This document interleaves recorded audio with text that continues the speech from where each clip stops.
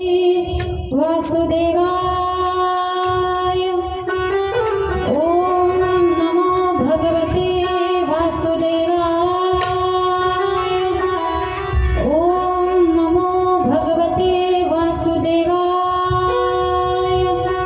ओम नमो भगवते वासुदेवाय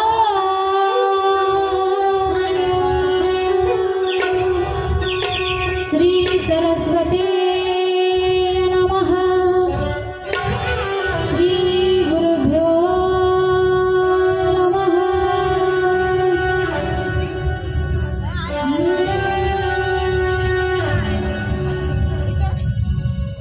वक्रतुंड महाकाय सूर्यकोटि समप्रभ निर्विघ्नं कुरु मे देव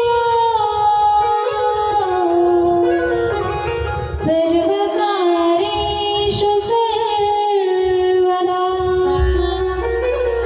गुरु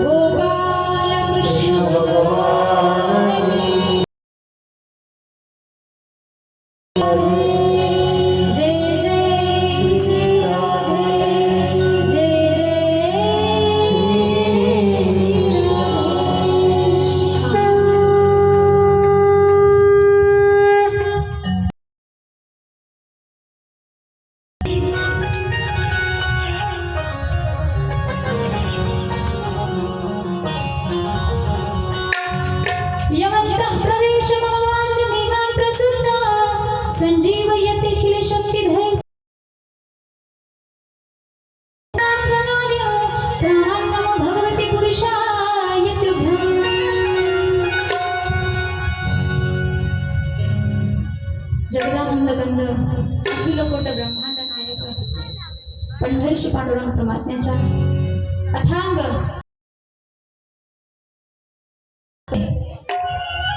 ज्ञानोबराय तुकोबराय सद्गुरु श्री संत बाळूमामा आदी करून सर्व संतांच्या कृपाश्रवदाने या ठिकाणी अखंड हरिनाम सप्ताह मोजे जवळ बाजार कथा ज्ञान यज्ञ सोहळा आज दुसरा दिवस आपण द्वितीय दिवसामध्ये पदार्पण करत आहोत आणि दळवे परिवार मी कालही सांगितलं की दळवे परिवारांचं करावं तेवढं कौतुक कमीच आहे म्हणून रामगिरी बाबा त्यांचा आशीर्वाद आणि त्यांचं नामस्मरण खरं पाहायला गेलं तर कलियुगामध्ये भगवंताचं नामस्मरण करणारे खूप कमी आहे म्हणून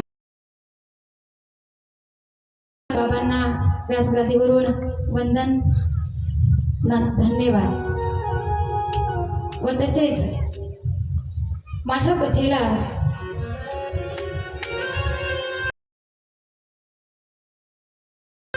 भगवंताची कृपा जशी ज्यांच्या माध्यमातून जमेल मी व्यासगादीवर बसून कथा सांगते ही आपली सुद्धा सेवाच आहे त्याच प्रकारे या ठिकाणी कोणी सिंथ वाजवून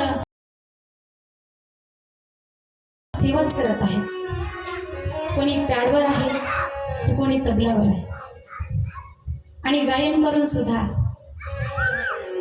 रात्री महाराजांनी सांगितलं तसं महाराजांच्या पोटात तेच गायकांच्या ओठात आणि वादकांच्या तेच बोटात म्हणून सर्व संगीत संच आणि हरिभक्त परायण प्रकाश महाराज वडदकर त्यांची सुद्धा उपस्थिती लाभलेली आहे म्हणून त्यांनाही व्यास गादीवरून वंदन व तसेच हरिभक्तपरायण वंसाजी महाराज असतील त्यांनाही वंदन. सिंथला साथ देत आहेत हरिभक्तपरायण सुद्धा वंदन. काही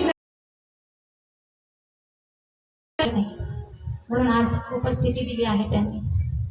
व तसेच पॅडवरती उत्कृष्ट असं जे मी बोलावं त्या बोलण्याच्या माध्यमातून जसं की भगवान असेल, आपलं पाण्यावरती बोलणं चालू असेल तर पाण्याचं असेल, तसे पीस द्यायले म्हणून श्रीकांत भैयांना सुद्धा वंदन. व तसेच सिस्टीमचं तर करावं तेवढं कौतुक कमीच आहे नाही का. म्हणून सिस्टीमवाले त्यांनाही धन्यवाद. सर्व तुम्ही श्रोते मंडळी असतील, महिला मंडळ, पुरुष मंडळ, सर्वांना धन्यवाद. म्हणून त्यांनाही हरिभक्तपरायण गोविंद महाराज वडदकर त्यांनाही धन्यवाद वंदन. वाजवायच्या तर जरा जोरात वाजवा, नाहीतर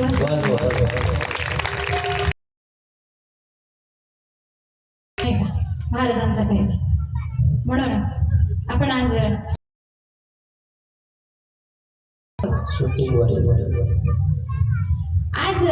काल आपण श्रवण केलं की श्रीमद भागवत महापुराण का ऐकावं, ह्या कथेचं काय महत्व आहे. गंगामाईच्या पावन तीरावरती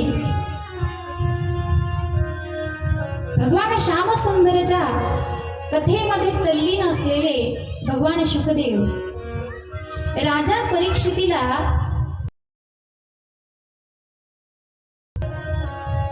आणि त्या कथेच्या माध्यमातून राजा परीक्षितीला मोक्ष प्राप्त झाला, राजा परीक्षितीचा उद्धार झाला.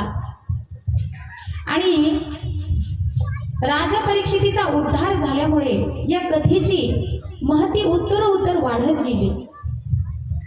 आणि कथेची महती उत्तरोत्तर वाढत गेली म्हणून अनेक संत महात्म्यांनी, महापुरुषांनी ही कथा साधारण जडजीवांच्या, अज्ञानी जीवांच्या समोर वर्णन करून सांगितली. मग ही कथा वर्णन करून सांगल्याच्या नंतर साधारण जडजीव या कथेने तरुण गेलेले आहेत. म्हणून श्रवण करायचे आहे. आपण काल पाहिलं की भागवत कथेचं महात्म्य. आता आपलं कसं असतं, कोणत्या गोष्टीचं महात्म्य जर कळलं नाही तर आपण ती गोष्ट करायला तयार होत नाही. महात्म्य कळलंच नाही तर आपल्याला ही कथा गोड नाही वाटणार, श्रवण करावीसी नाही वाटणार. म्हणून कथेचं महात्म्य सांगलं जातं पहिल्या दिवशी. कथेचं महात्म्य सांगत असताना या कथेच्या महात्म्यामध्ये की श्रीमद भागवत महापुराण ही एक कथा नसून काय आहे, गंगा आहे. आपण या गंगेमध्ये श्रवणरूपी स्नान करत आहोत. आणि जे कोणी स्नान करत आहे तर अंतरंगानं शुद्ध होत आहे. म्हणून या कथेमध्ये आपण स्नान करत आहोत. ही कथा बरं ही फक्त ऐतिहासिक कथा किंवा राजांचं जीवनचरित्र आहे असंही नाही. काय आहे तर 4 वेद, 6 शास्त्र, 17 या झाडाला लागलेलं 18वं म्हणजेच श्रीमद भागवत महापुराण हे काय आहे, गोड असं गोंडस असं फळ आहे. आणि हे फळ खायचं नाही सांगितलं. बरं हे फळ काय तुम्ही म्हणसाल ताई फळाला कुठं पितात का, पण हे काय आहे? श्रीमद भागवत महापुराण फळ आहे. मग हे फळ आपल्याला प्यायचे, हे रस आपल्याला प्यायचे. बरं एवढंच नाही तर या फळाला कोणाची चोंच लागली? परिपक्व फळ झालेल्या त्या फळाला चोंच मारतो. परिपक्व झालेलं म्हणजे गोड फळ असतं, त्याच फळाला पोपट पक्षी काय करतो? खातो, चाकून पाहतो. श्रीमद भागवत रूपी फळाला सुद्धा भगवान शुकदेव, शुक म्हणजे पोपट, त्यांचं मुख लागलेलं आहे. कारण राजा परीक्षितीला श्री शुकदेवांनीच त्यांच्या मुखार वृंदातून ही कथा आपल्यापर्यंत आली. म्हणून हे फळ अत्यंत गोड आहे. मग काही नास्तिक लोक विचार करतात, महाराज हे फळ आहे, मग हे फळ झाडावर फुटेल ना? कारण परिपक्व झालेलं फळ झाडावरून खाली पडल्याच्या नंतर फुटतं. पण नारद महर्षी सांगतात की हे फळ खाली पडलंच नाही.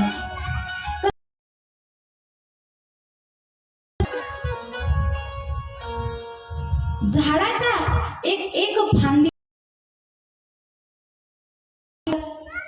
म्हणे सुरुवातीला ब्रह्मदेवाने नारद महर्षींना सांगितली ही कथा. बरोबर आहे? ही पहिली फांदी नारद महर्षींनी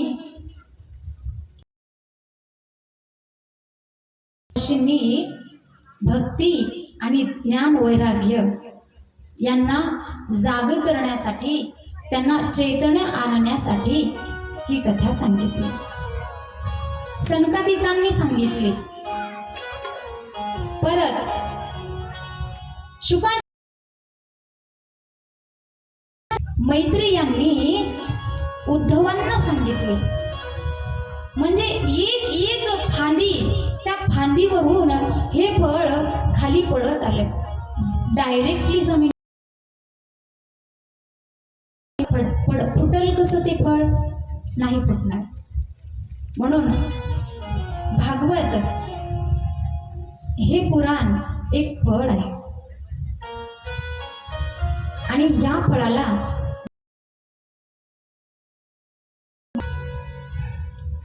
पहिल्या भागवतामध्ये भगवंताला नमस्कार केलाय, वंदन केलंय.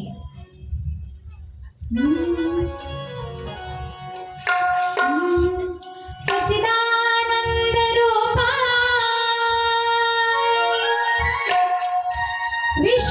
विश्वोत्पत्त्यादि हेतवे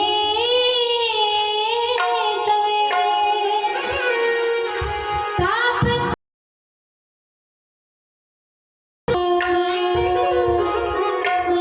श्रीकृष्णाय वयं माझ्या भगवान परमात्म्याला वंदन केलं आहे, नमस्कार केला आहे. तो काय काय करतो हे सुद्धा काल ऐकलं. पुढे आपण गेलो तर श्री शुकदेवांना नमस्कार केलाय.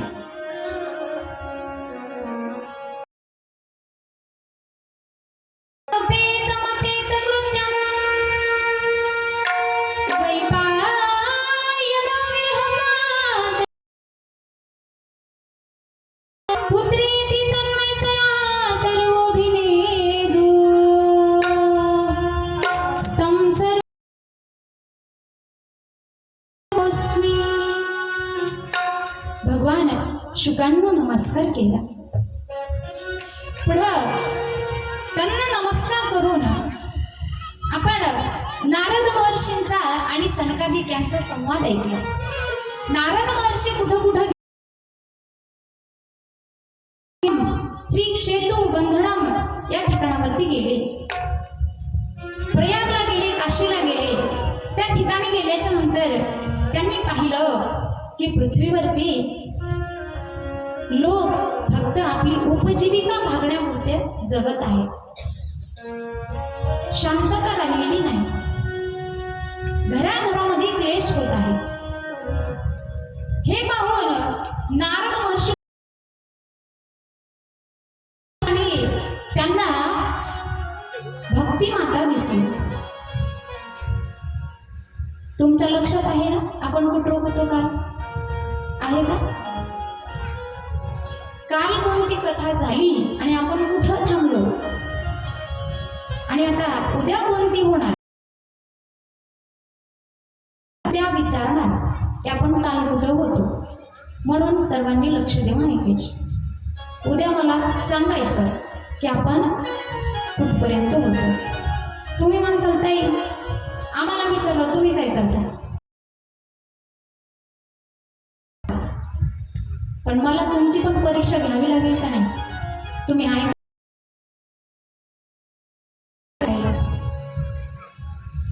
नाहीतर तुम्ही बसल्या धर्ममंडपामध्ये घरी ताईची कथा सुरू झाली म्हणे गडबडीनं निघाली, कुलूप लावलं पण ओढलंच की नाही बघितलं.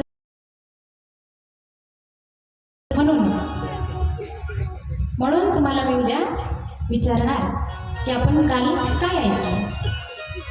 आपण काल ऐकलं ज्ञान हे तिघ आई आणि 2 मुलं होते. ते जर्जर वृद्ध काळाने झेप घातली होती. का घातली होती? म्हणे ज्ञान कोणी मानच देत नाही.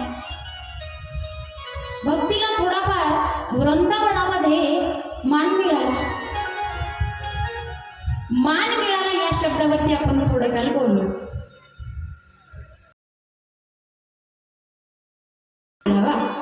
यासाठी भरपूर धडपड चालते.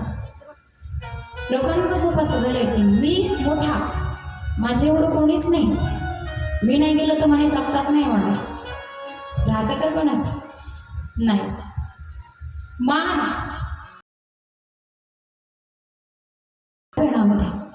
वृंदावन हे धाम अत्यंत पावन पवित्र आणि राधा राणीचं भगवान श्रीकृष्णांचं स्थान आहे. त्या ठिकाणावरती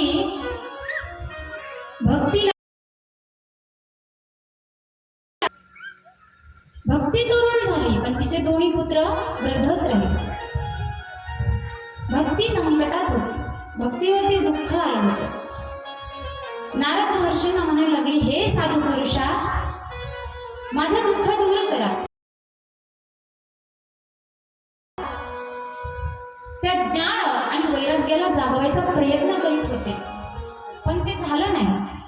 परत नारद महर्षी कुठं आले? तीर्थयात्रा करायला. कारण आकाशवाणी झाली होती ना की तुम्ही तीर्थयात्रा करायला जा.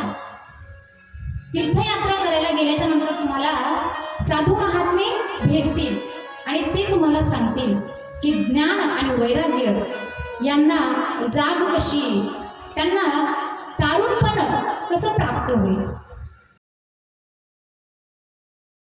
अशी तीर्थयात्रा करायला निघाले. मग तीर्थयात्रा करत असताना सनकादिकांनी त्यांना पाहिलं. सनकादिक म्हणायला लागले की नारद महर्षी अखंडित भगवंताचं नामस्मरण तुम्ही करणारे, तुमच्या मुखामध्ये कोणतं भजन असतं?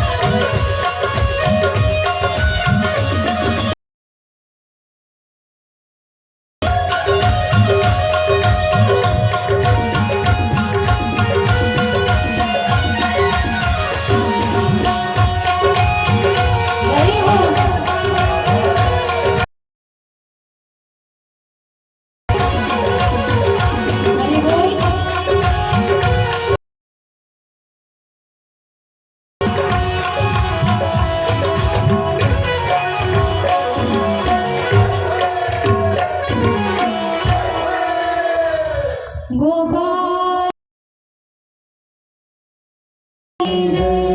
श्री राधा रानी सरकार की श्रीमद् भागवत महापुराण की जय जय श्री राधे।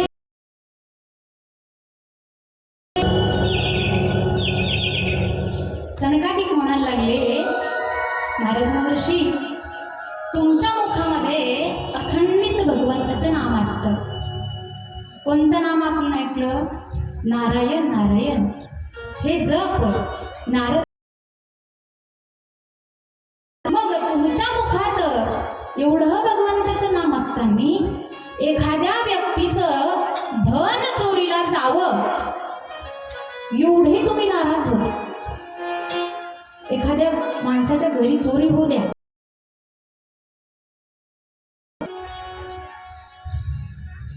सनकादिक म्हणायला लागले, त्या व्यक्तीप्रमाणे तुम्ही बसला आहात. नारद महर्षी म्हणायला लागले की आमचं धन तर कोण आहे? फक्त भगवंताचं नाम आहे. हे आमचं धन आहे. भगवंताचं नाव आम्ही वेळोवेळी घेतो. मग आम्हाला धन चोरी जाण्याची काही आवश्यकताच नाही. मग का तुम्ही एवढी दुःखी? नारद महर्षींनी दुःखाचं कारण काल सांगितलं. नारद महर्षी म्हणायला लागले की माझा भाग्योदय झाला आहे, कारण तुमची भेट मला झाली. भाग्योदय ना बहु जन्म. संत समागम माणसाला सहजासहजी होत नाही. मायबा एक वेळेस भगवान परमात्मा आपल्याला भेटेल, पण संत भेट म्हणून संत भेटणं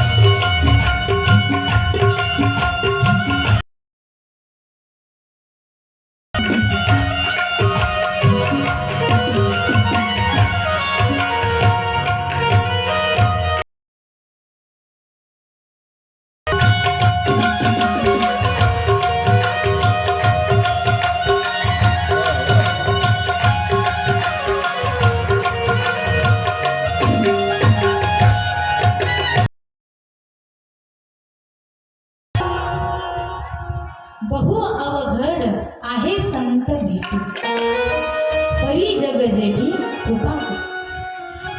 संतांची भेट होणं अत्यंत अवघड आहे.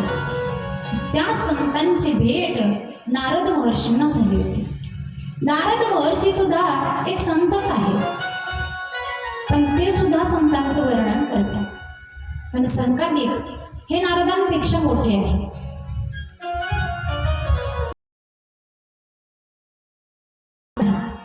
संकादिकांचं वय किती आहे सांगू? संकादिकांचं वय फक्त 5 वर्षाचे आहे. किती? 5 वर्षाचं बाळच असतं ना. काय आहे?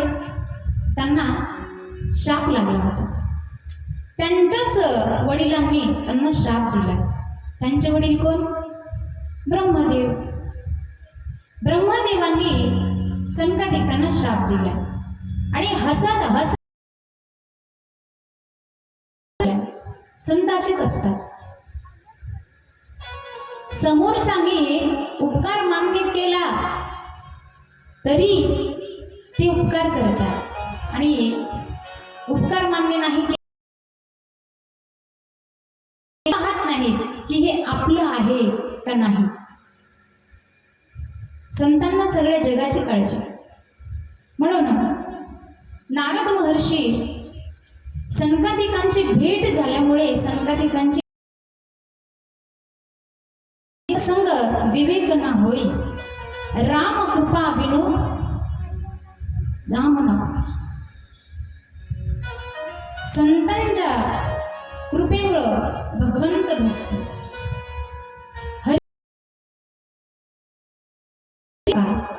भगवंताची प्राप्ती करायची असेल तर संताकडे जावं लागतं.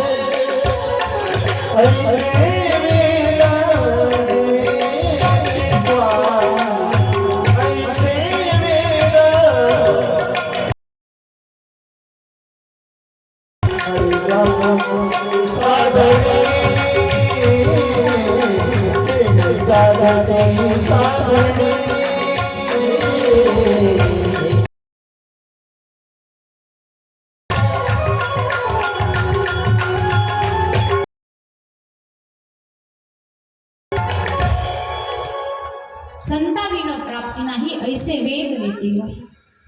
संताविन प्राप्ती होतच नाही.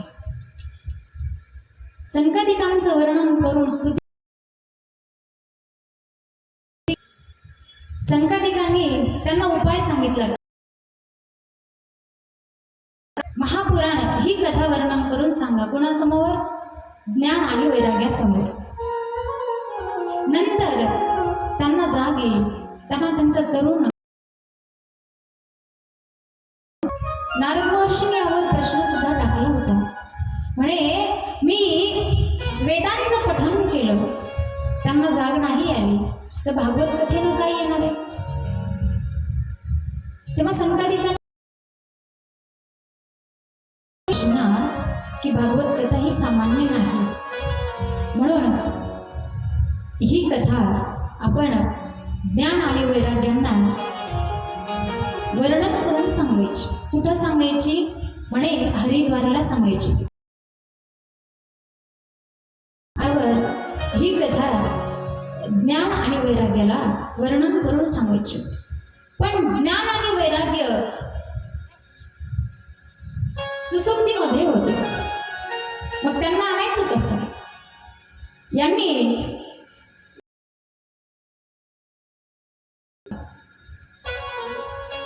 ज्ञान वैराग्य कुठे होते? वृंदावनामध्ये. मग त्यांनी त्यांची कथा सुरू केल्याच्या नंतर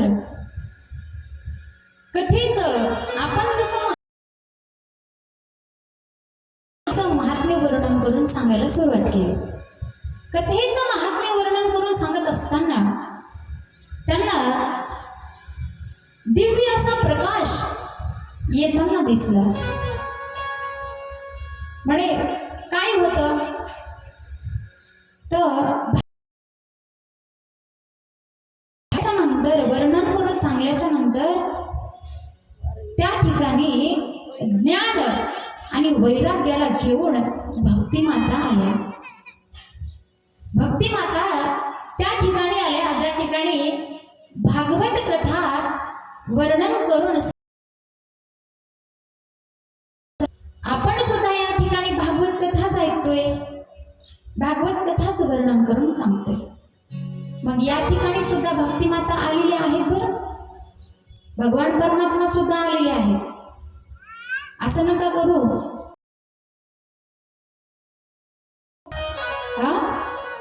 भगवान परमात्मा तुमच्या जवळच बसलेला आहे, फक्त ते पाहण्यासाठी आपल्याला त्या प्रकारची दृष्टी लागते. म्हणून त्या ठिकाणी भक्तिमाता आल्या. भक्तिमाताने पाहिलं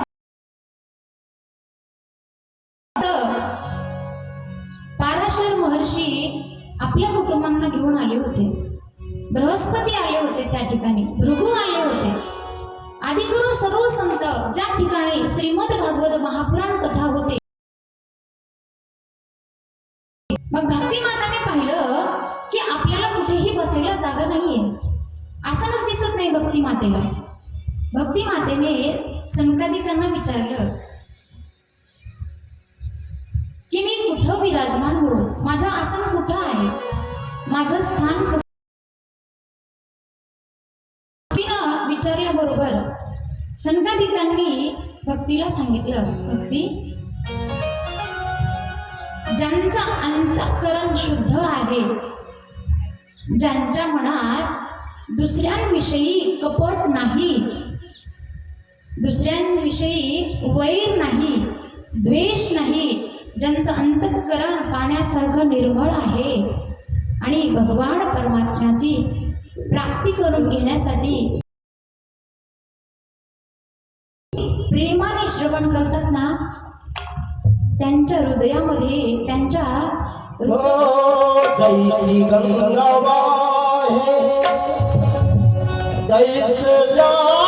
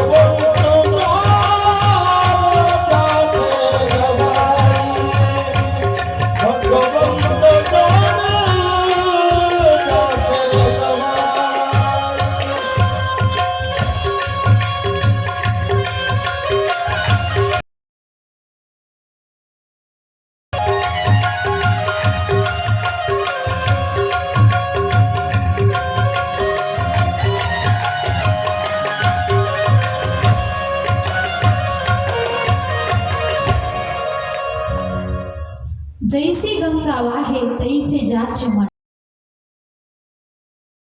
करण पाण्यासारखं निर्मळ आहे. सनकादिकांनी सांगितलं, भक्ती, तू त्यांच्या हृदयाच्या आसनावरती विराजमान हो. आता तुम्ही ठरवा तुमचं आसन कसं आहे. भक्तिमातेला आपल्या मनामध्ये जागा द्यायची की नाही हे आपण आता असं समजायचं, कालचं जाऊ द्या, पण आज आपल्या मनामध्ये भक्तिमातेनं एवढं स्थानपन्न केले, भक्तिमाता विराजमान झालेल्या आहेत. म्हणून भक्तिमाता आनंदाने नाचू लागले. का हो?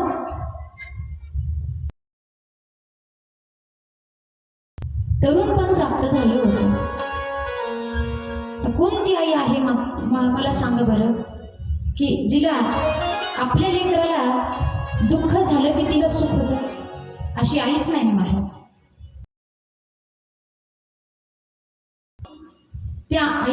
त्या माईला वाटतं आपले लेकरू सुखात असावं, भले आपण दुःखात असावं. हाडाचे काळे रक्ताचं पाणी करते ती मुलांना वाढवते. म्हणून अत्यंत आनंद झाला. का आनंद झाला? तर ज्ञान आणि वैराग्याला पुष्टी झाली होती. त्यांना तरुण पण प्राप्त झालं होतं. आनंदाने सगळेजण नाचू लागले संकातिकांच्या कथेमध्ये.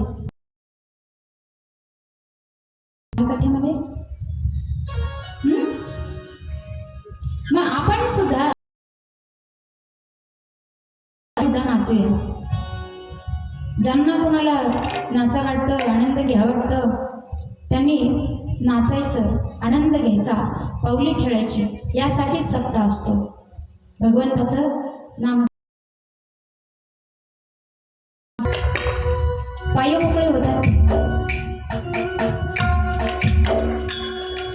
राधा नाचे कृष्णाचे नाचे गोपीजन, राधा नाचे कृष्णाचे नाचे गोपी.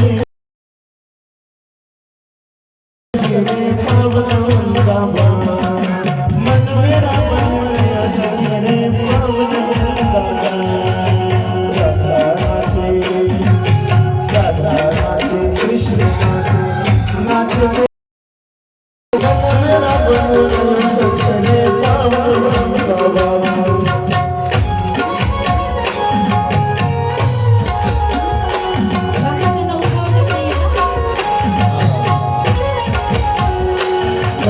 रास रचोरे, रास रचोरे, जम जम के नाम महारास रचोरे.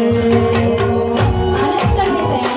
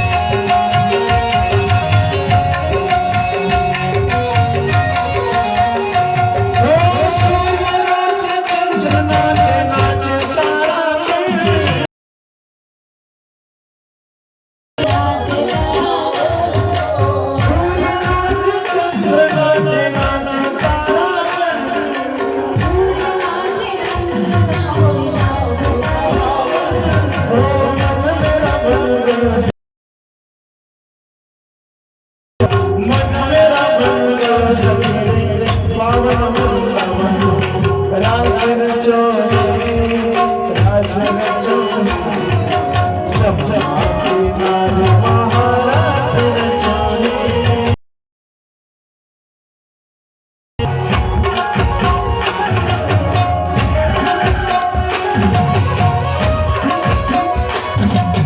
चंद्र की अनसा श्याम सलोना गोवा की मधुवाई नाचे रचना पालनहारी रास रचोनी रास रचोनी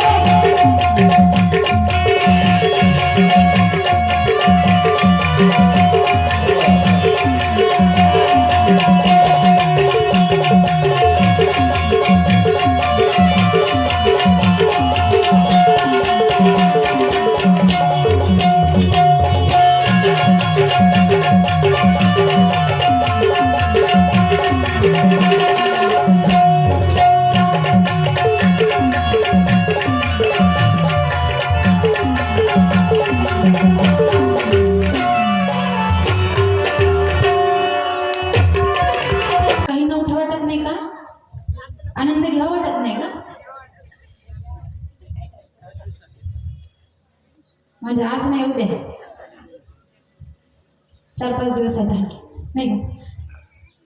भक्ती माता आनंदाने नाचायला लागली. खूप आनंद झाला भक्ती मातेला. का? ज्ञान आणि वैराग्य त्यांना तरुणपण प्राप्त झालं म्हणून. संकादिकांचे दर्शन घेतलं आणि नारद महर्षी संकादिकांना म्हणायला लागले. काय म्हणायला लागले? तर म्हणे भक्ती माता ज्ञान आणि वैराग्य साधारण आहेत का? भक्ती मातेची सेवा करण्यासाठी सर्व काही नद्या होत्या. भक्ती माता साधारण नव्हती. मग भक्ती ज्ञान वैराग्य यांना श्रीमद भागवत कथा श्रवण केल्याच्या नंतर त्यांना आनंद झाला. त्यांचं वृद्धपण गेलं. आणखी कोणाचा उद्धार झाला? तेव्हा संकादिक सांगायला लागले. संकादिक म्हणायला लागले की साधारण जड जीव, अज्ञानी जीव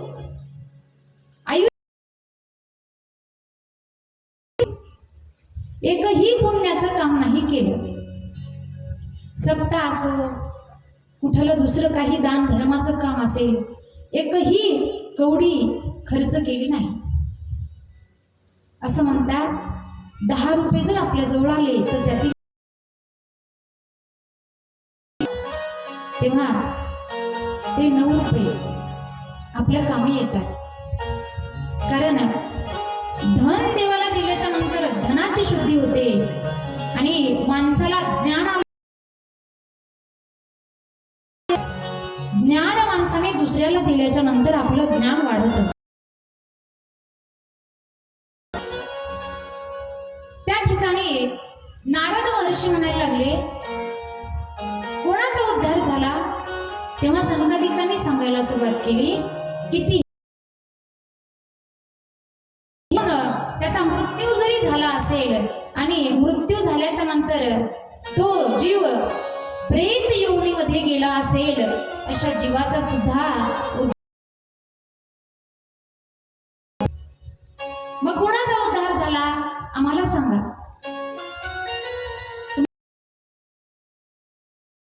आहे ना तुमचा? कुणाचा उद्धार झाला? नारद महर्षी विचारायला लागले. कुणाला विचारताय? संकादिकांना. तेव्हा संकादिक सांगायला लागले, उत्तम नावाचं नगर, तुंगभद्रा नावाची नदी, त्या नदीच्या तीरावरती सुंदर असं ते नगर. त्या नगरामध्ये एक ब्राह्मण राहतो. धनवान ब्राह्मण होता आणि सर्व वेदांचं ज्ञान त्याला होतं. धनवान होता, ज्ञानही होतं. पण आता पण शब्द, आता धनवानही होता आणि ज्ञानवानही होता. मग आता पण कशाला मधात आलं? पण मधात आलं की काहीतरी गोंधळ असतो. काय झालं तर त्या ब्राह्मणाचं नाव होतं आत्मदेव. आत्मदेव नावाचा ब्राह्मण, खूप अशी धनसंपत्ती होती. मात्र काय नव्हतं? फक्त संतती नव्हती. संतती लक्षात आली ना तुमच्या? संपत्ती आणि तरी अर्थ फार मोठा आहे. पाहायला गेलं तर कलियुगामध्ये माणसं संपत्ती कमवायच्या मागे लागले. फार कितीही पैसा असला तरी माणूस पैशाच्याच मागे धावपळ करतो. फक्त पैसा. आणि आपण पैसा, संपत्ती हे कमवण्याच्या नादामध्ये याच्याकडे लक्ष नाही आपलं. पण संपत्ती कमवण्यापेक्षा संतती कमवा. का? तुम्ही कितीही संपत्ती जर कमवली आणि संतती जर तुमची संपत्ती एका दिवसात काय होईल? काढी लागेल. लक्ष आहे ना? ती संतती जर बिघडलेली असेल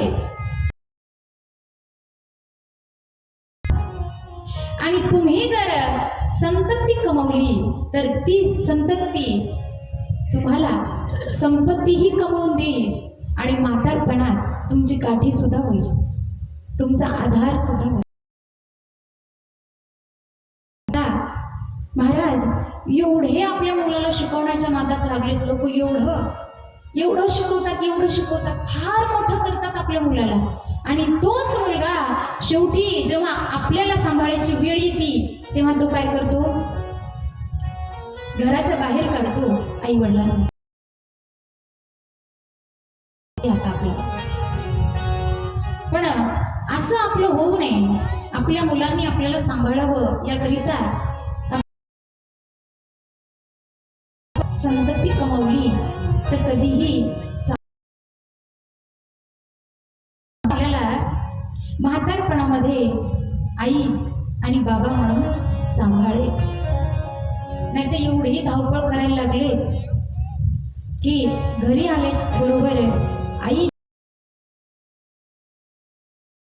सुद्धा लोकांना वेळ नाही राहिला. एवढे विजय झालेत लोक. म्हणून संपत्ती कमवण्यापेक्षा संतती कमावा. आत्मदेव पण काय नव्हती? संतती म्हणजे मुलगा, पुत्र प्राप्ती होती. मग ब्राह्मण अत्यंत दुःखी, कारण निपुत्रिका लोक फार बोलतात. सगळं काही असून सुद्धा सुख समाधान नव्हतं, आनंद नव्हता. का? तर म्हणे आपल्या अंगणामध्ये बाळ खेळायला हवं. पण ज्ञानी होता, मनाने चांगला होता, तेवढीच त्याची पत्नी वाईट होती, क्रूर होती, अगदी कपटी, आणि भांडण केल्याशिवाय तर तिचं जिरतच नव्हतं. रोज कोणासोबत तरी भांडण करायचं. दुसऱ्या बाईजवळ जाऊन बसायचं आणि बोलत बोलतच भांडण करून घरी यायचं. आणि मग घरी आले की तृप्त. का? म्हणे जेवण केलेलं माझं जिरतच नाही. कपटी स्वभाव, क्रूर स्वभावाची होती. तिचं नाव होतं धुंदू.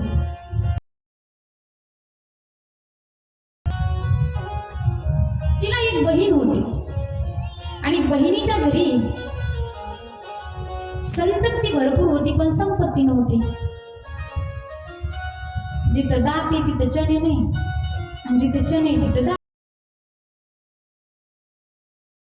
तिथं संपत्ती नाही. बहिणीच्या घरी भरपूर संपत्ती होती, पण संपत्ती नव्हती. तुम्ही समजून घ्या, संपत्ती बोलता बोलता बिघडून जाईल.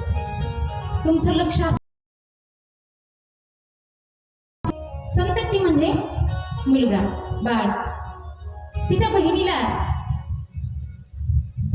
1 डझन होते. 1 डझन.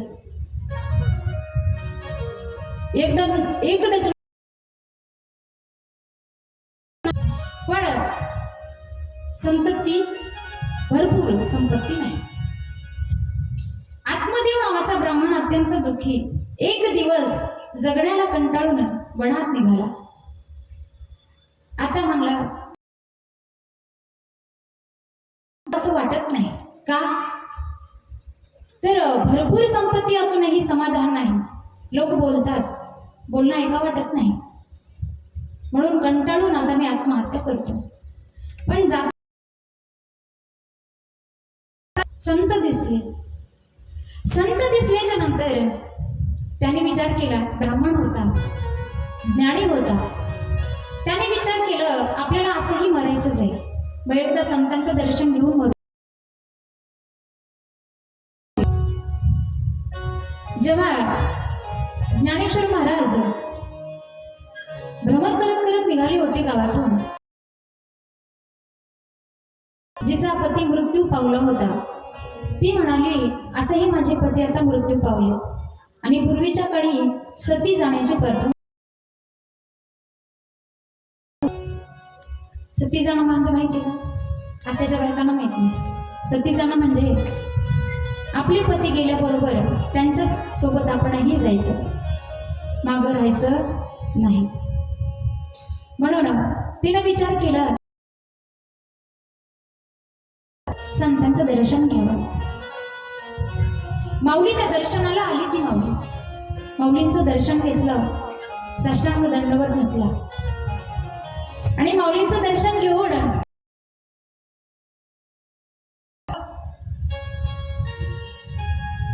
बाई दर्शनाला आली, अखंड सौभाग्यवती. कुणाला आशीर्वाद दिलाय? आशीर्वाद कुणाला दिलाय? जिचा पती मेलाय तिला आशीर्वाद दिलाय. काय?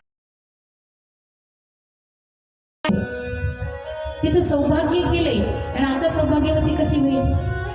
पण संतांच्या दर्शनामध्ये एवढी ताकद असते. तुम्हाला सांगते, कधी जर आपल्याला महापुरुष भेटलाच, कलियुगामध्ये भेटणार नाही म्हणा. फारसे भोंदू झाले, अंतररंगाने नाही पण बाह्य रंगाने भरपूर आहे. हरिभक्त परायण रामगिरी बाबांसारखे एक बाबा बाह्य रंगाने तर आहेतच, पण अंतररंगाने सुद्धा आहे. अशांचं दर्शन घ्या, अशा महापुरुषांचे संत संगती करा. म्हणून वाटलं संतांचं दर्शन घ्यावं, घेतलं दर्शन, आशीर्वादही प्राप्त झाला. काय प्राप्त झाला? अखंड सौभाग्यवती भाऊ. कसा काय? रडायला लागली ती माऊली. माऊली रडायला लागली कोणाच्या समोर? जगाच्या माऊलीच्या समोर माऊली ज्ञानोबा रे काय आहे? माझी माऊली, माझीच नाही अख्ख्या जगाची ज्ञानेश्वर महाराज ही अनाथाची माय आहे.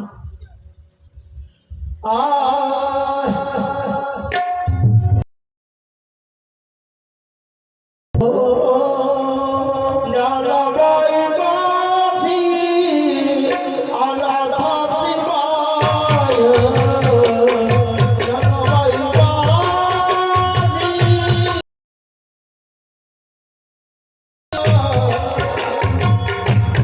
बाई माझी अनाथाची माय. ज्ञानाबाई माझी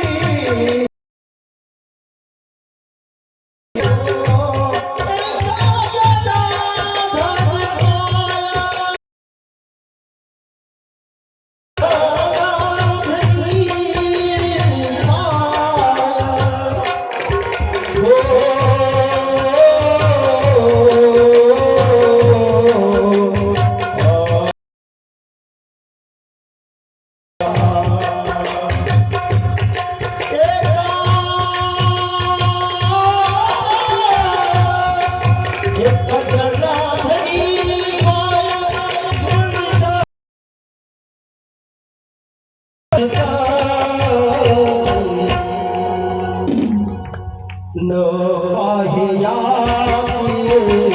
कोणाचा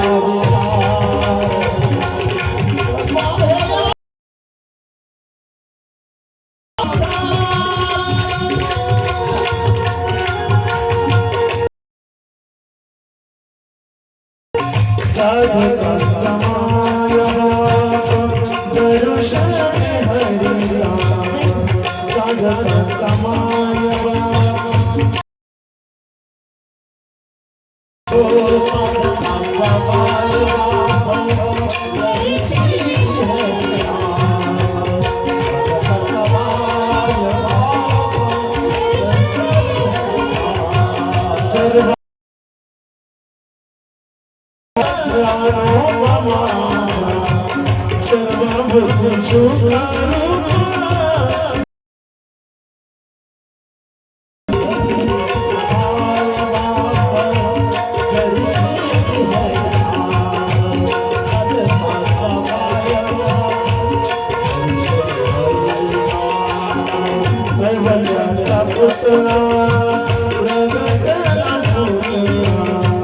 चैतन्याची माळा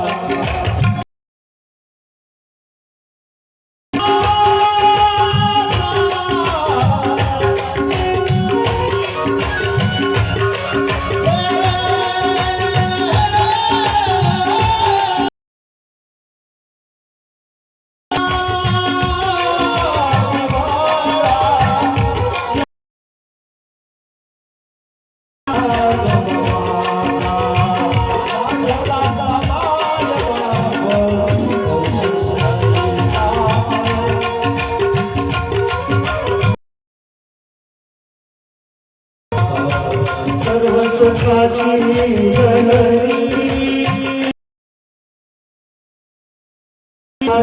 लहरी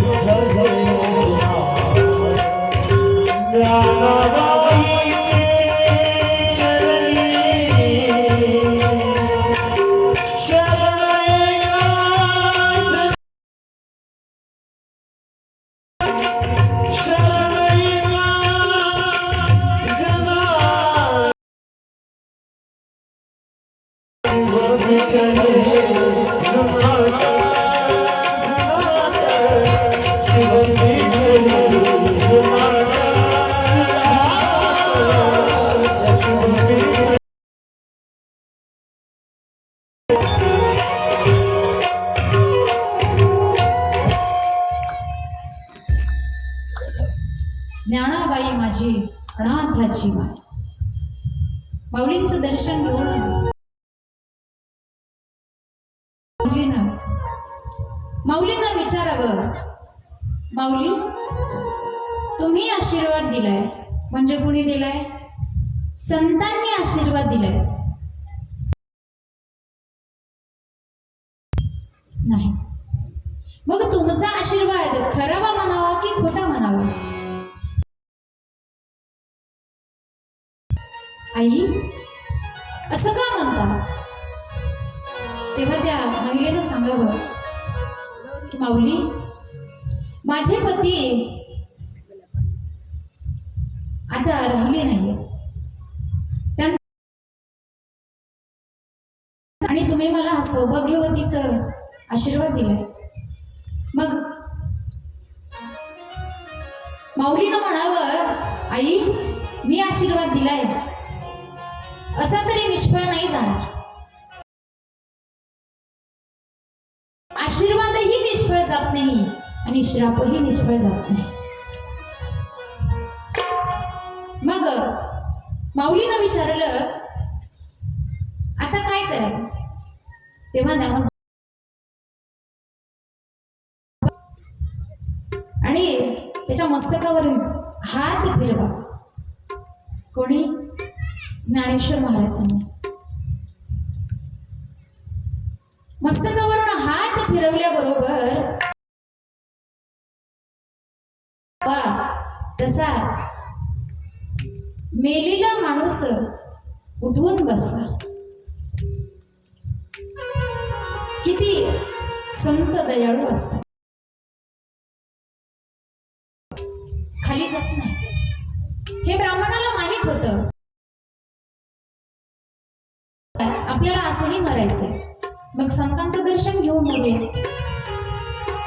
संतांजवळ महापुरुषाजवळ गेले आणि दर्शन घेतले. घेऊन रडायला लागले. कोण रडते? तुमच्या लक्षात येते ना? कोण रडते? ब्राह्मण रडते. काय दुःख होतं? पुत्र प्राप्ती नव्हती. ब्राह्मणाने त्या साधू पुरुषाला सांगायला सुरुवात केली.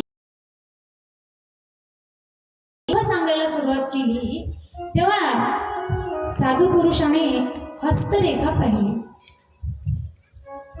काय दुःख सांगितलं? म्हणे पुत्र प्राप्ती नाहीये.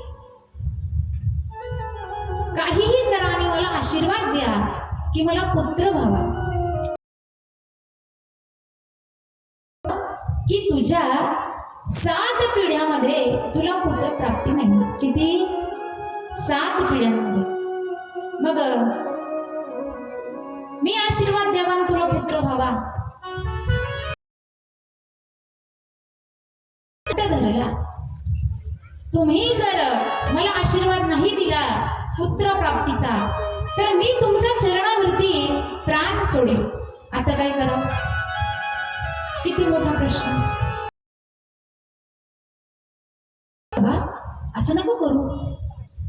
तू ब्राह्मण आहेस, विद्वान आहेस, तुलाही ज्ञान आहे. अरे पुत्र प्राप्तीचा योगच नाहीये तर माझ्या आशीर्वादाने तुला पुत्र प्राप्ती होईल. आता इथंही पण आला. तुम्हाला मगाशी सांगितलं पण आला म्हणजे गोंधळ असतो. तर म्हणे साधू पुरुष म्हणायला लागले, आत्मदेवा मी आशीर्वाद दिल्याच्या नंतर तुला पुत्र होईलही, पण तुझा पुत्र आता पाहिलं गेलं तर जवळजवळ पुत्र दुःखच देतात. असे काही सगळे देत नाहीत म्हणा, पण देतात काही काही. तुला पुत्र जरी झाला तर तू पुत्र प्राप्तीच्या मागे लागू नको. ब्राह्मण आहेस, तुला ज्ञान आहे, तू काय कर? सर्वस्व वैराग्य धारण कर, घराचा त्याग कर, त्याच्या प्राप्तीसाठी वनामध्ये निघून जा, नामस्मरण कर. कोणी सांगितलं? साधू पुरुषाने ब्राह्मणाला सांगितलं. ब्राह्मणही ज्ञानी होता, पण संसारिक होता, प्रपंच करायचा. आणि फारशी प्रपंचात अडकलेली माणसं सहजासहजी बाहेर निघत नाही. जशी गुळाच्या ढेपेला एखादा मुंगळा चिटकावा नाही का, ओढून जरी काढलं मुंगळाला, त्याचा पाय तरी चिकटतो गुळाला. या प्रकारे माणसं संसारात, दुःख आहे संसारामध्ये, दुःख बांधवडी आहे हा संसार. अहो सुखाचा विचारच नाही तिथं, सुखाचा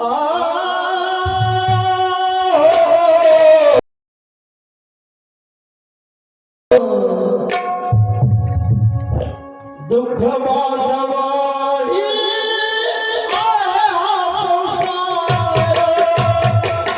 दुःख बांधवाडी आहे हा संसार.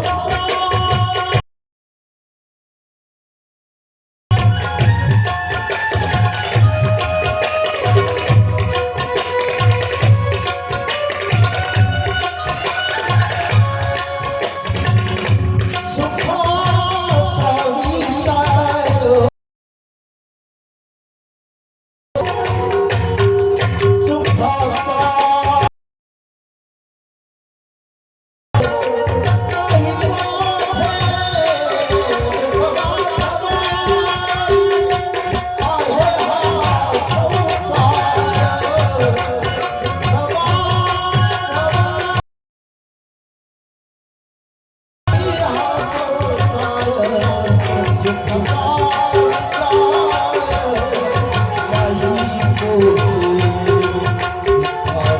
नाही मोठे.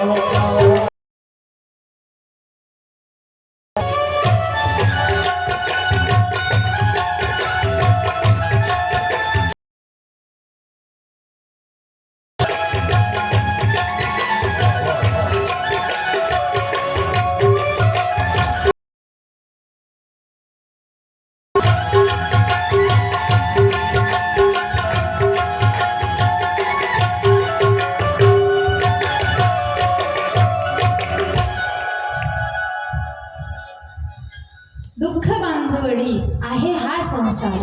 सुख कितीही दुःख झालं तरी माणूस संसारात अडकलेला आहे. किती सांगावं, सांगून सांगून मेले महाराज लोक. पण संसार करतात, कोण करत नाही? संतांनीही संसार केला. पण असोनी संसारी जिव्हे वेगो करी. संसारामध्ये असून नसल्यासारखं राहायचं, चिटकून नाही पडायचं.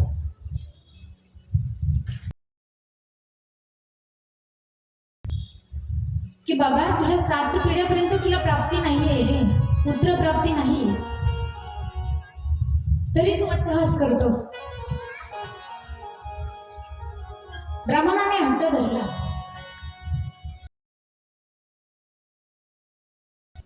तुमच्या चरणावरती प्राण सोडणार. आता दोन्ही कोण फसला? साधू पुरुष. पुत्र प्राप्ती द्यावं तर याला दुःख होतं, नाही द्यावं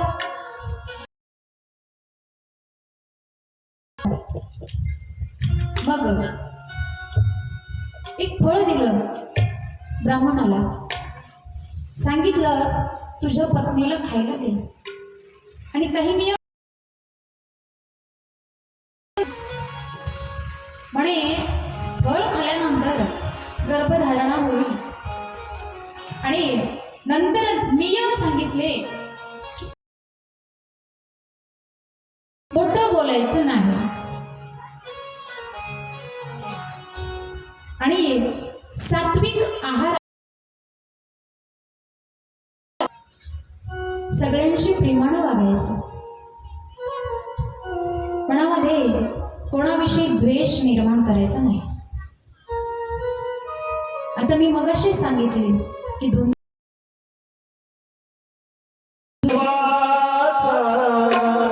कोण्याही जीवाचा नगडा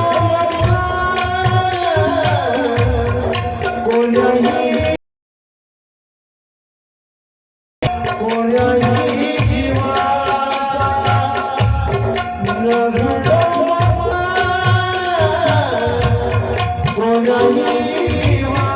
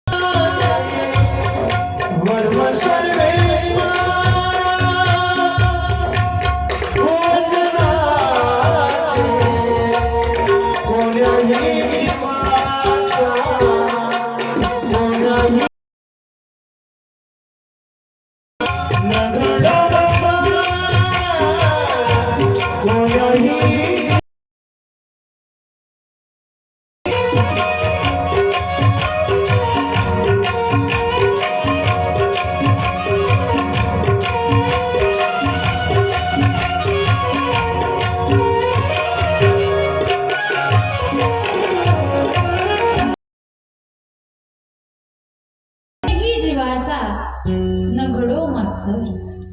धुंदुली कशी होती? तिचं खाल्लेलं जिरत नव्हतं आणि ती सर्वांशी प्रेमानं वागली. तिला नियम सांगितले की बाई 9 महिने तुला सगळ्यांची प्रेमानं राहावं लागेल. आता मला सांगा, धुंदिलीला जमल काही?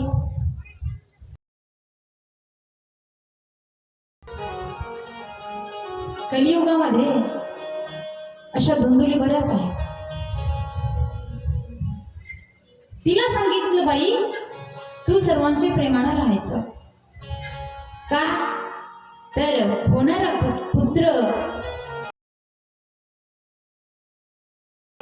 चांगला होईल, त्याला ज्ञान प्राप्त होईल, ज्ञानवंत होईल, सर्वांची सेवा करणारा होईल.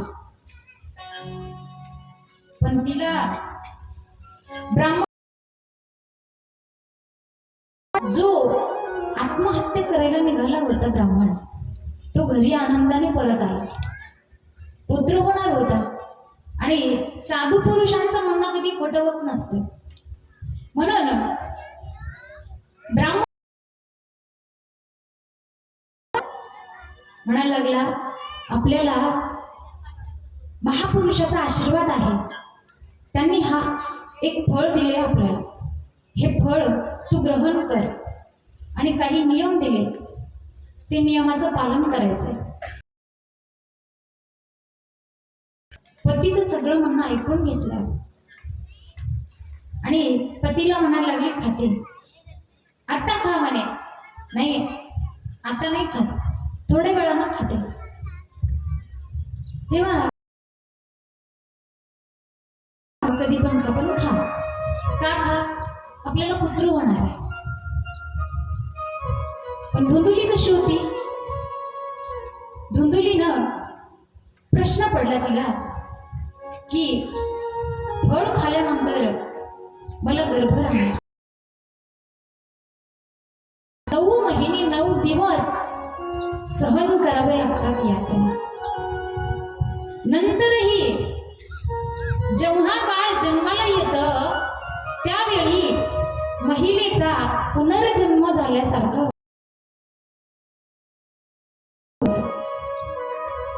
म्हणे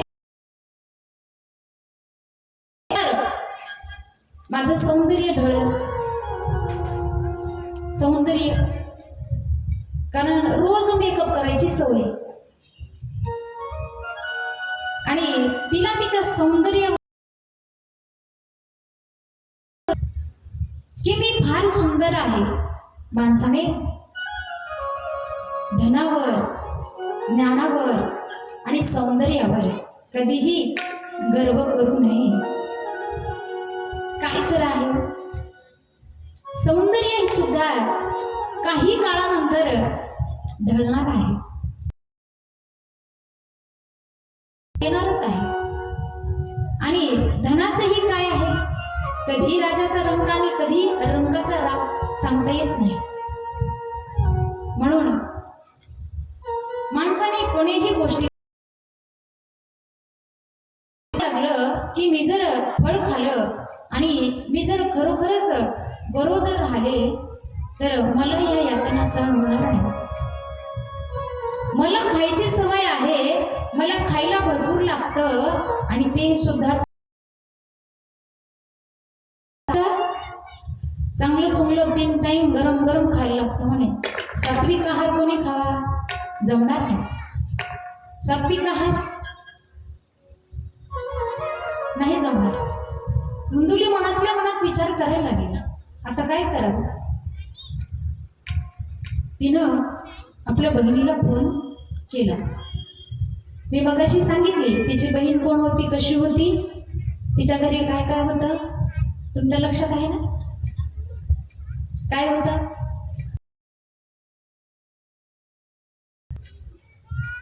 पण संपत्ती नव्हती. मग तिनं आपल्या बहिणीला फोन केला.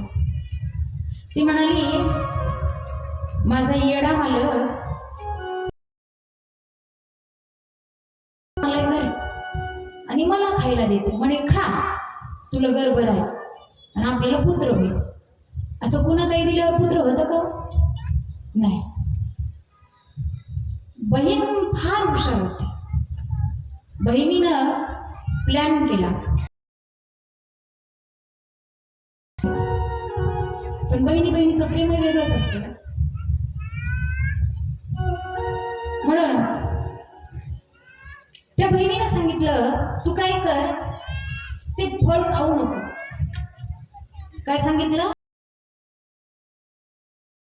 युक्ती ती सांगते ती कर.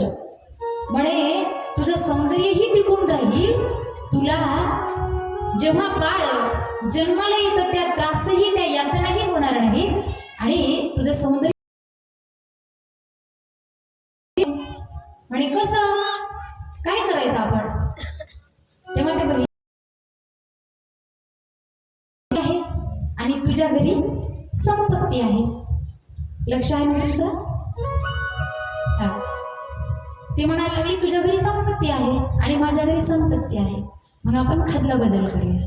काय करूया, खदला बदल. करतात ना बहिणी बहिणी एकमेकींच्या साड्या, है की नाही. तसं यांनी काय कशाची खदला बदल केली, संतती आणि संपत्तीची. म्हणे मी तुला संपत्ती दे, कारण तिची बहीण गरीब होती. घेतला आणि बहिणीकडे आली. कुणाकडे आली, धुंदुलीच्या घरी आली तिची बहीण. आता पैसा कोणाला नको असतो का. तिचा मालक म्हणाला, ठीक आहे बाई घेऊन जा म्हणे ती, आणि आपल्याला काय आण, पैसा. तेव्हा धुंदुलीची बहीण धुंदुलीच्या घरी आली. धुंदुलीच्या घरी आल्याच्या नंतर त्या दोघीचा प्लॅन काय झाला होता. म्हणे आणि ते फळ कुणाला चारलं तिनं. तिच्या दारासमोर एक गाय होती आणि त्या गाईला सुद्धा वासरू नव्हतं. मग ते फळ तिनं तिच्या दारामध्ये एक वृक्ष होतं. त्या वृक्षालाही फळ येत नव्हतं. बघा संतांचा महिमा किती असतो, त्यांच्या आशीर्वादाचा महिमा कसा. गाय होती, तिलाही वासरू होत नव्हतं. तिच्या दारामध्ये एक वृक्ष झाड होतं, त्यालाही फळ लागत नव्हतं. आणि धुंदुली ती सुद्धा निपुत्रिक होती. सगळं गाव हिंडून दारातल्या झाडाला सुद्धा फळ नाही, यांच्या दारातल्या गाईला सुद्धा वासरू नाही आणि हिला सुद्धा लेकरू नाही. सांगा. किती त्रास होतो लोकांच्या बोलण्याचा. तेव्हा ती बहीण घरी आल्याच्या नंतर ते फळ तिनं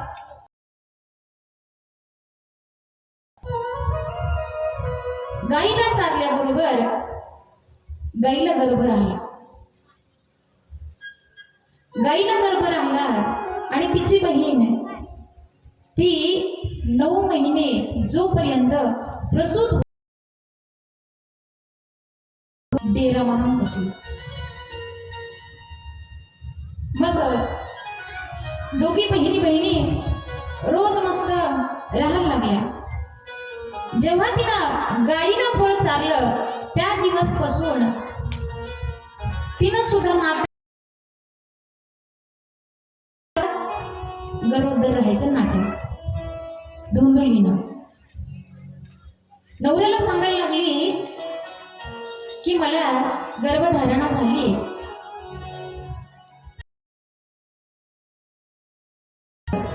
तेव्हापासून तिची बहीण सुद्धा गरोदर होती.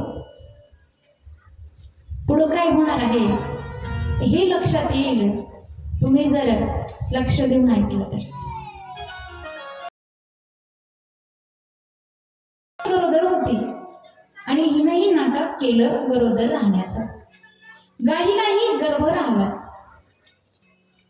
मग काही वेळानंतर प्रसूत झाली आणि धोंदुलीनं नवऱ्या झालाय. काय झालंय? पुत्र झालाय. कुणाला? तिनं नाटक केलं तिला. पुत्र कोणाला झालता? तिच्या बहिणीला. मग तुझ्या बहिणीचा मुलगा काय झाला? तिचं बाळ काय झालं? मृत्यू पावला. जन्माला आल्याच्या नंतर लगेचच मेलं. बायका किती हुशार असतात बघा.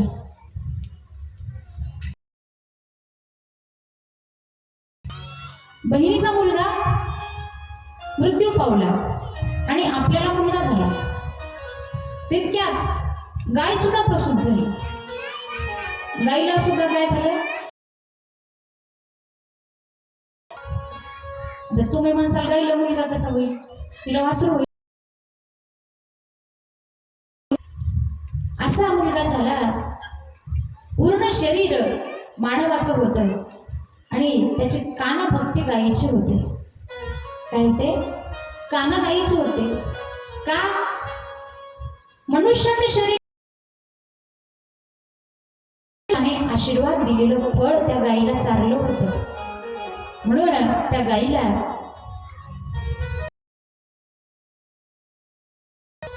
त्याचं नाव ठेवण्यात आलं गोकर्ण.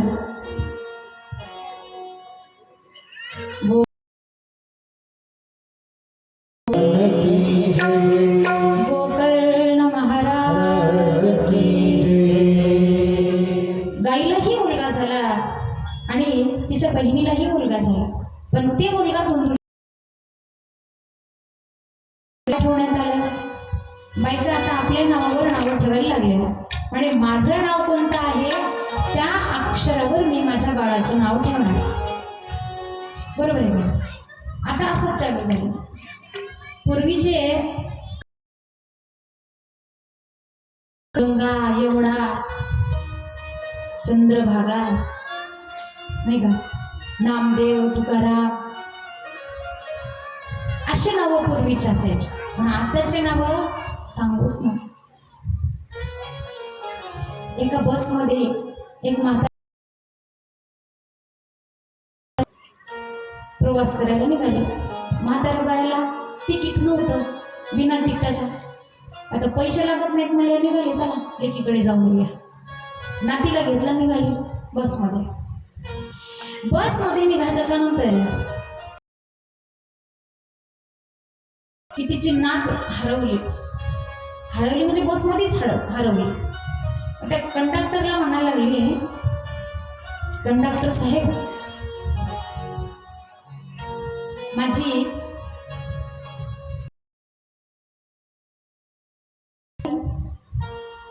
काय म्हणायला लागली? नाव सांगते मी, नाव कसे ठेवतात. तेव्हा कंडक्टर ते हँगच पडला. म्हटलं मग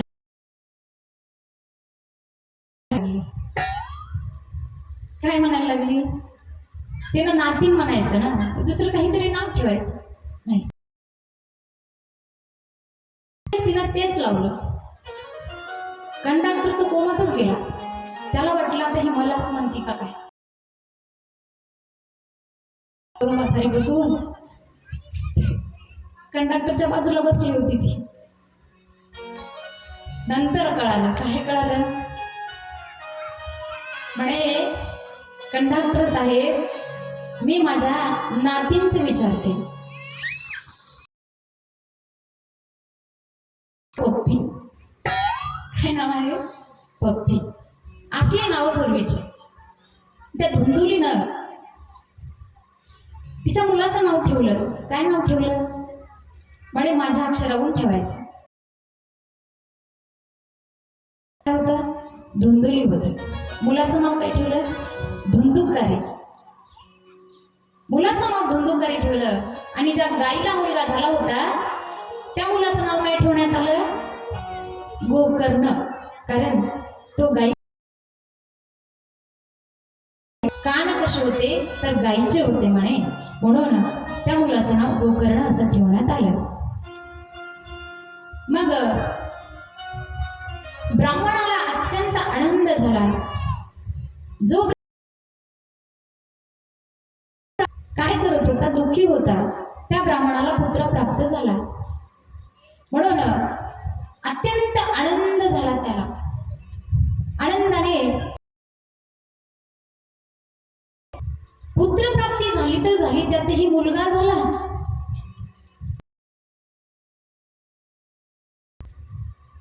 पण खरं सांगू, मुलगी ही घराची लक्ष्मी असते.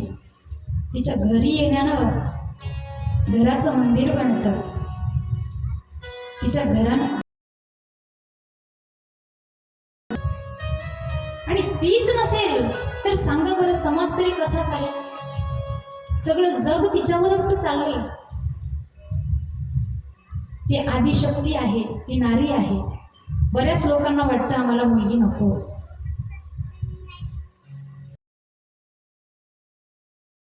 झाली म्हणे, त्याचं नाव धुंदुकारी ठेवण्यात आलं. आता कपटपणाने या दोघी बहिणींनी युक्ती करून केलेलं कार्य होतं. जे फळ साधू पुरुषाने दिलं होतं ते फळ कुणाला सुद्धा पुत्र प्राप्ती झाली. आणि त्यांच्या दारामध्ये जे झाड होतं त्या झाडाला सुद्धा काय लागली? फुलं लागली, फळे लागली. सगळ्या गावामध्ये धांदल उडायला लागली, चर्चा झाली. झाला. काय चमत्कार झाला हो? तर म्हणे त्यांच्या दारातल्या गाईलाही पुत्र झाला आणि त्यांच्या दारातल्या झाडाला सुद्धा फळं लागायला लागली. चमत्कार झाला म्हणे. आत्मदेवाची साऱ्या गावामध्ये स्तुती की माणूस लय लवकर फुटते महाराज. असा फुटते सांगूच नका. स्तुती केली की माणसाला खूप बरं वाटतं. आणि माणसासमोर तू वाईट आहेस असं म्हटलं पण तुकाराम महाराजांची लोकांनी फार निंदा करावी, एवढी निंदा करावी, पण तुकाराम महाराजांनी भगवंताचं नामस्मरण करणं सोडलं नाही. की त्यांनी स्वतः सांगावं, सिंह जांभळी खोकलंय, तुकाच वेळ वाया गेला. आणि आपल्या तेवढाच वेळ कामी आला.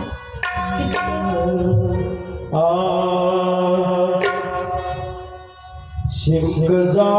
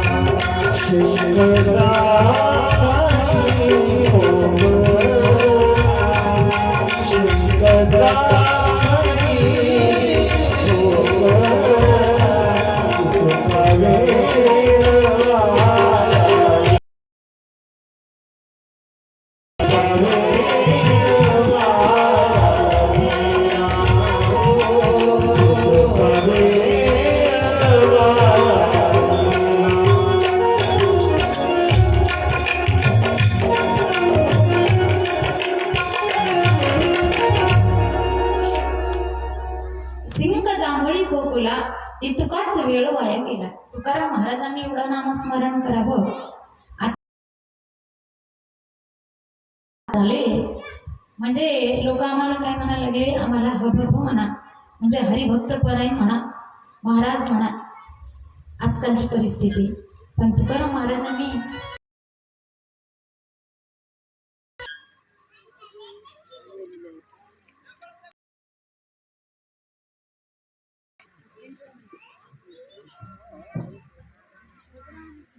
कोणाला जायचं